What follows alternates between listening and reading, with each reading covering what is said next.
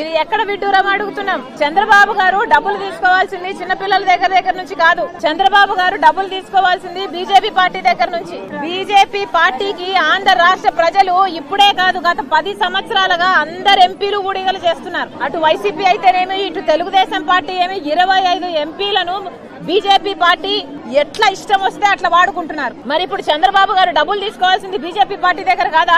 ఇప్పుడు వసూలు చేయాల్సింది బీజేపీ పార్టీ దగ్గర కాదా? చంద్రబాబు గారిని అడుగుతున్నాం, ఇది పబ్లిసిటీ స్టంట్ కాకపోతే ఏమిటి అంటున్నాం. అంత చిన్న పిల్లలకు పాకెట్ మనీ ఇవ్వడం ఏమిటి? ఆ మనీని మీరు తీసుకోవడం ఏమిటండి? పిల్లలు కాదు కదా డబ్బులు ఇవ్వాల్సింది, పిల్లల దగ్గర నుంచి కాదు కదా మీరు డబ్బులు తీసుకోవాల్సింది. బీజేపీ పార్టీ దగ్గరికి వెళ్లి తీసుకురండి. 10,000 కోట్ల సాయం వెంటనే తీసుకురావాలని చంద్రబాబు గారిని డిమాండ్ చేస్తున్నాం. అంతేకాదు ఈ ప్రజలందరి తరపున డిమాండ్ చేస్తున్నాం, ఒక్కొక్కరికి కనీసం 1,00,000 రూపాయలైనా కాంపన్సేషన్ ఇవ్వాల్సిన అవసరం ఉంది. ప్రభుత్వాన్ని గట్టిగా డిమాండ్ చేస్తున్నాం. ప్రతి ఇంటికి నష్టం జరిగింది, ఆస్తి నష్టం జరిగింది, పంట నష్టం జరిగింది, ఇళ్ల